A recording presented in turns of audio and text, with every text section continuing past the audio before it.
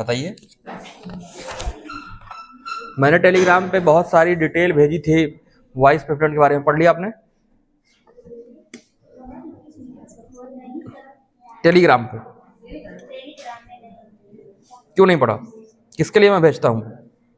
आप चाहते हो कोई कंटेंट आपको ना दूं, मैं ना भेजूं, तो ऐसा ही करूंगा फिर मैं। अगर आप नहीं चाहते हो तो फिर जैसा आप चाहते हो वैसा ही होगा। आपका इंटरेस्ट नहीं है तो ठीक है, हमारा क्या, आओ टाइम पास करो चले जाओ। यही चाहते हो ना? ठीक। तो आप लिख लीजिए एक दो लाइन प्राइम मिनिस्टर के बारे में, प्रधानमंत्री के बारे में लिखिए। राष्ट्रपति प्रधानमंत्री की नियुक्ति करता है, पहले ही बात हुई थी कल, है ना, कि राष्ट्रपति नियुक्ति करता है प्राइम मिनिस्टर की। ठीक है, चुनाव नहीं होता इसका डायरेक्ट, ऐसा चुनाव सब लड़ते हैं किसके लिए? मेंबर ऑफ पार्लियामेंट के लिए। ठीक है, और राष्ट्रपति प्रधानमंत्री की सलाह से फिर अन्य मंत्रियों की नियुक्ति करता है, फिर प्राइम मिनिस्टर की सलाह से किसकी करता है?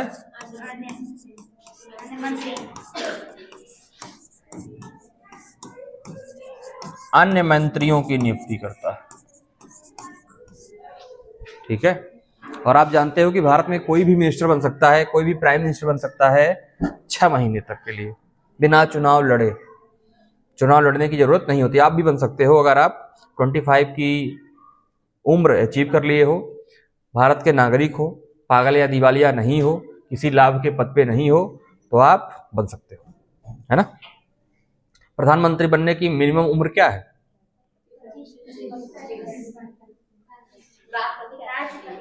बोलो बोलो, जोर से बोलो। 25 ईयर्स है ना, 25 वर्ष। 25 वर्ष अगर आपने कर लिया तो आप भारत के प्रधानमंत्री बन सकते हो। जैसे इसके पहले प्रधानमंत्री मोदी जी के पहले कौन प्रधानमंत्री थे भारत के? डॉक्टर मनमोहन सिंह। डॉक्टर मनमोहन सिंह कभी चुनाव नहीं लड़े, बिना चुनाव लड़े वो प्रधानमंत्री थे। तो कितने साल? 10 साल। वो राज्यसभा के मेंबर हुआ करते थे, समझ रहे हो, वो कभी लोकसभा का चुनाव नहीं लड़े। वो कहां से थे? राज्यसभा से। ठीक है, तो भारत में कोई भी मंत्री प्रधानमंत्री बन सकता है, चुनाव तुरंत लड़ने की आवश्यकता नहीं है, 6 महीने के अंदर आप किसी सीट से जीत के आ जाओ बस। ठीक है, लिख लिया आपने? अगला लिखिए। संविधान में प्रधानमंत्री की नियुक्ति के लिए, संविधान में प्रधानमंत्री की नियुक्ति के लिए कोई विशेष प्रक्रिया नहीं है।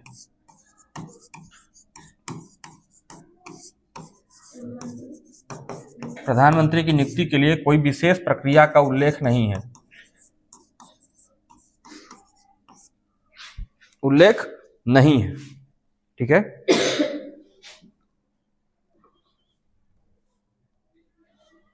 संसदीय परंपरा के अनुसार, कौन सी परंपरा? संसदीय परंपरा।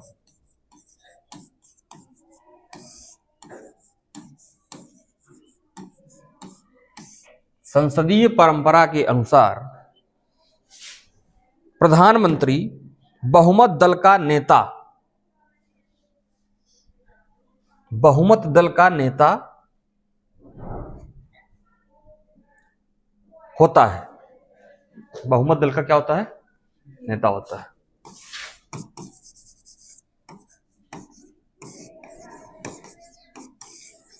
किसी भी पार्टी को अपनी सरकार बनाने के लिए मिनिमम कितनी सीटें चाहिए केंद्र में?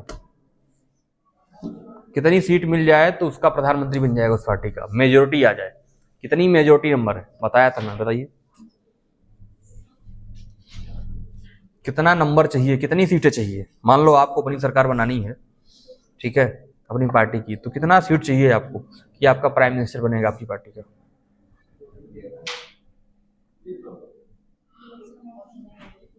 कितनी टोटल सीटों पे चुनाव होता है? 543। अब 543 का हाफ करिए आप,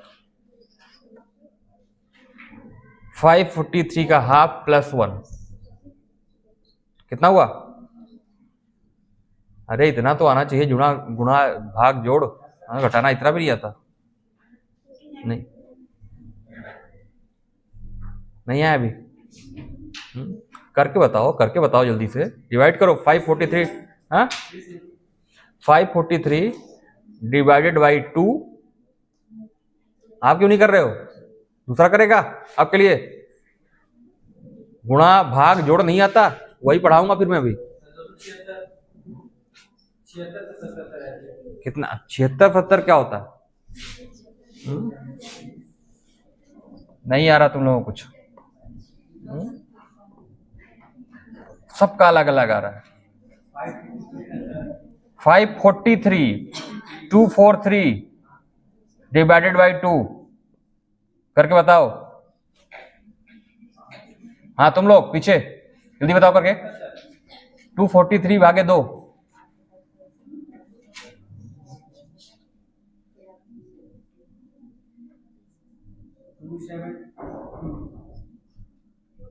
किसी को नहीं आ रहा?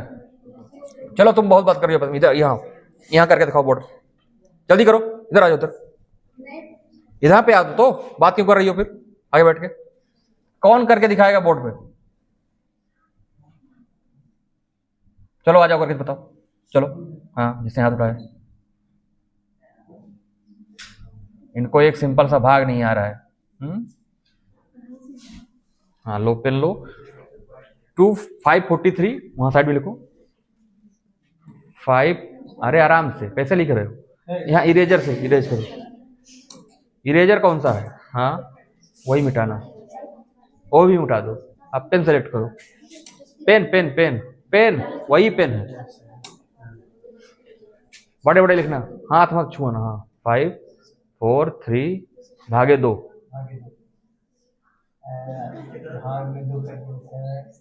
भाग का निशान नहीं है बनाना आ रहा है। हाँ चलो करो। कर लिया सब लोगों ने? अभी बुलाऊंगा कर लिया तो।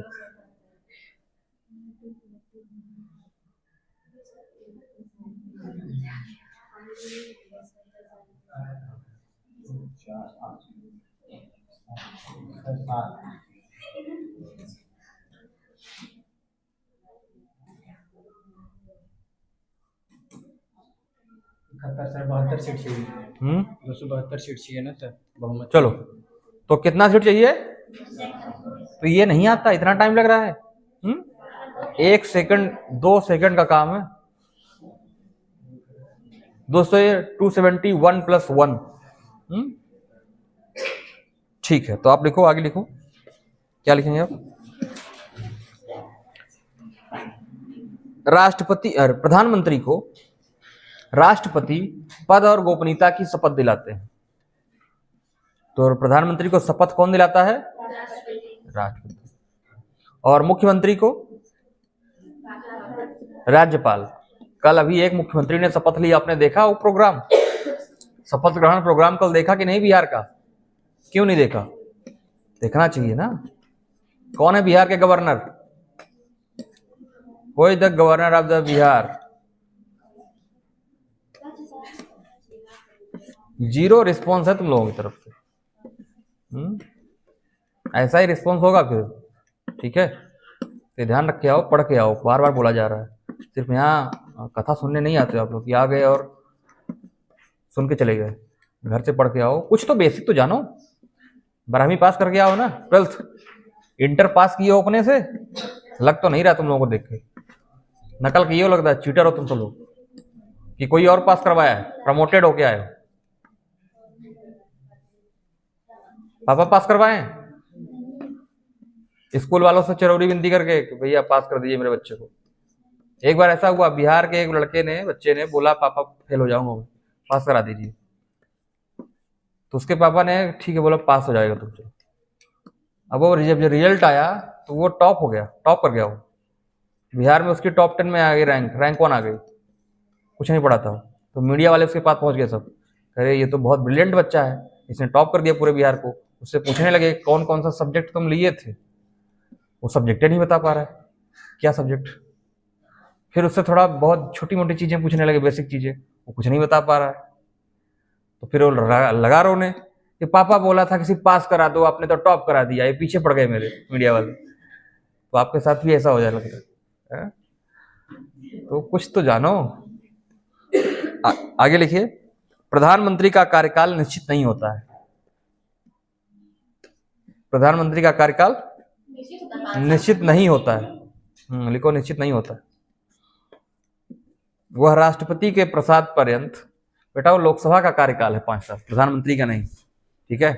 प्रधानमंत्री कभी भी हटाया जा सकता है, जैसे ही बहुमत गायब हुआ उसका 240 272 से लोग कम हुए, प्रधानमंत्री हट जाएगा, ठीक है। जरूरी नहीं को 5 साल रहेगा ही, नंबर चाहिए, नंबर 272 नंबर अगर नहीं है तो कोई भी प्राइम मिनिस्टर अपने पद पे नहीं रहेगा, ठीक है।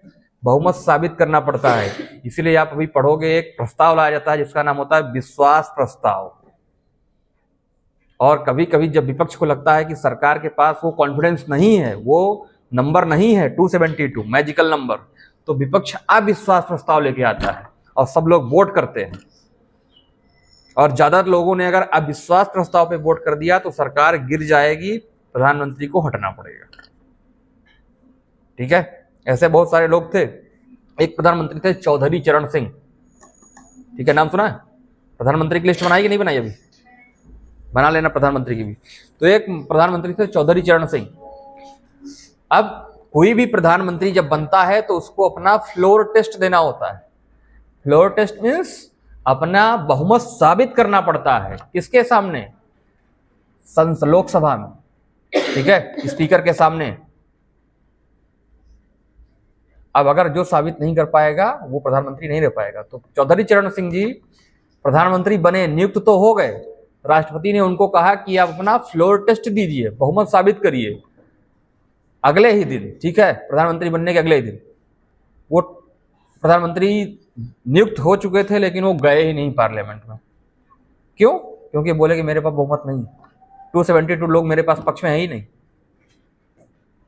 समझ रहे हो? तो अगर इतने लोग नहीं होंगे तो प्रधानमंत्री को हटना पड़ेगा। वो सारा नंबर देखा है प्रधानमंत्री के पीछे जो खड़ा रहता है, सारे सांसद कुछ भी बोलते हैं, ऐसे ऐसे पीठ थपथपाते रहते हैं, बेंच है ना, वो सब उनके समर्थन में लोग। देखा है ना? संसद की कार्यवाही देखा करो आप लोग, ठीक है। अभी आपको दिखाते हैं, आगे लिखिए। लिख लिया होगा, राष्ट्रपति के प्रसाद पर्यंत अपने पद पे बना रहता है। इसका अर्थ यह नहीं है कि, इसका मतलब यह नहीं है कि राष्ट्रपति किसी भी समय प्रधानमंत्री को हटा देगा।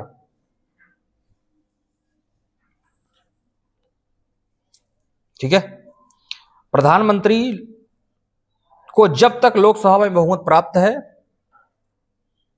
तब तक वह अपने पद पर बना रहेगा। प्रधानमंत्री को जब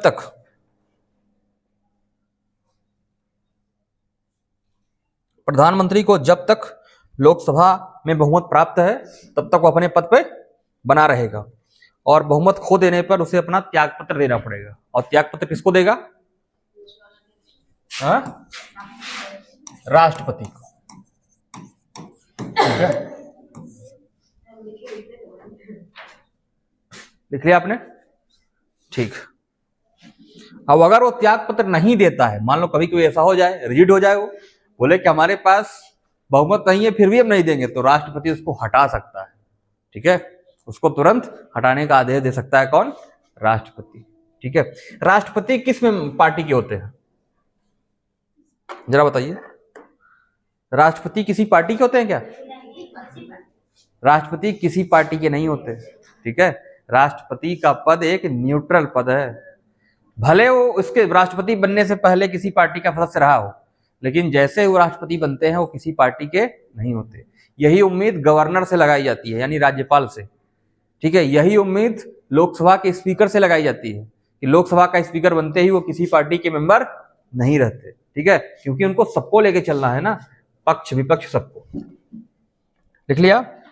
अब लिखिए प्रधानमंत्री का कर्तव्य या कर्तव्य लिख लो पहले।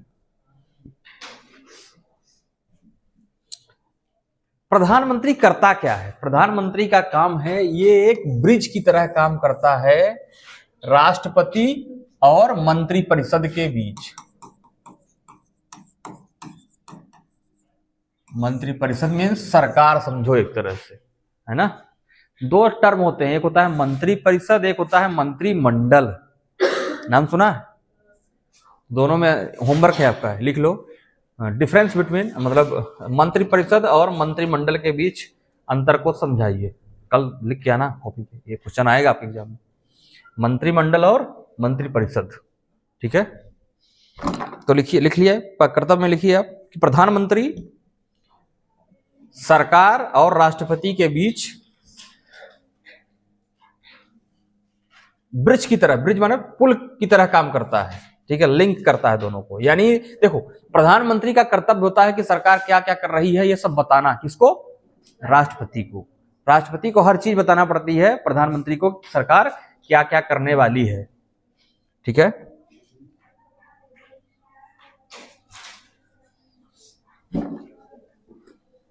संसदीय पर अगला लाइन लिखिए, संसदीय परंपरा के अनुसार, संसदीय परंपरा के अनुसार राष्ट्रपति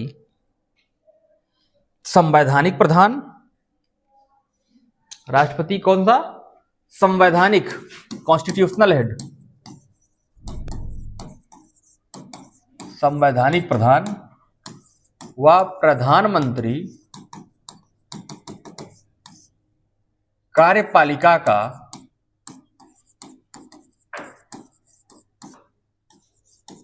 वास्तविक प्रधान होता है। वास्तविक प्रधान मतलब वही जो कल बात हुई थी, nominal head and real head, de jure and de facto. De facto कौन है? Prime minister. डी ज्यूरे कौन है? प्रेसिडेंट। मतलब रियल हेड कौन है? प्रधानमंत्री। नॉमिनल हेड कौन है? राष्ट्रपति। ठीक है, बात समझ में आ रही कि नहीं आ रही? आ रही है? आइए लिखिए, भारत संघ में सदैव मंत्री परिषद की कल्पना की गई है। भारत संघ में सदैव मंत्री परिषद की कल्पना की गई है, जिसका प्रधान प्रधानमंत्री होगा। मंत्री परिषद का हेड कौन होता है? प्रधानमंत्री। ठीक है, मंत्री परिषद में बहुत सारे, अच्छा कितने मंत्री बन सकते हैं ये बात आपको मैं बताया था। कितने मैक्सिमम मिनिस्टर बनाए जा सकते हैं? मान लो आपकी सरकार बनी, आप प्रधानमंत्री बन गए, ठीक है, आप कितने लोगों को मंत्री बनाओगे? कोई सीमा है कि सबको बना दोगे? बोलिए बोलिए, है कोई लिमिट कि आप कहोगे कि मेरे सारे दोस्त मंत्री बन जाएंगे, अब मैं बन गया हूं प्रधानमंत्री तो सबको मंत्री बना दूंगा? 272 लोग मेरे पास हैं, मेरे बहुमत में है, सबको मंत्री पद। इतने मंत्रालय भी तो होने चाहिए। पहले ऐसा होता भी था। 1991 से पहले तक ऐसा होता था कि जो प्रधानमंत्री बनता था वो अपने सारे दोस्तों को मंत्री बना देता था, है ना। अब अलग अलग नए नए मंत्रालय क्रिएट कर देता था, क्योंकि मंत्रालय तो लिमिटेड है ना, लेकिन वो नए मंत्रालय बना देता था। जैसे खेल कूद विभाग एक है ना, तो एक आदमी को बना देगा खेल मंत्री तुम हो, और तुम हो कूद मंत्री, ठीक है। ग्रामीण पेयजल एवं स्वच्छता मंत्रालय एक होता है, तो एक आदमी को ग्रामीण मंत्री, एक आदमी को पेयजल मंत्री, एक आदमी को स्वच्छता मंत्री, एक आदमी को घर मंत्री, एक आदमी को बाहर मंत्री, एक आदमी को गांव मंत्री, शहर मंत्री, सब बना देता है इसे। क्यों? दोस्तों को खुश करना है भाई, है ना। और ज्यादातर सरकार आप जानते हो उस टाइम पे गठबंधन की हुआ करती थी। गठबंधन की सरकार चलाना बहुत मुश्किल होता है। गठबंधन मीन्स किसी एक पार्टी के बहुमत नहीं है, 5-6 पार्टियां मिलकर चला रही हैं, और जितनी पार्टियां उसमें मिली होती हैं ना, वो कहती हैं कि मुझे ज्यादा मंत्री वाले पद दो, मेरे लोगों को। खींचातानी चलती रहती है। अटल बिहारी वाजपेयी की सरकार सबसे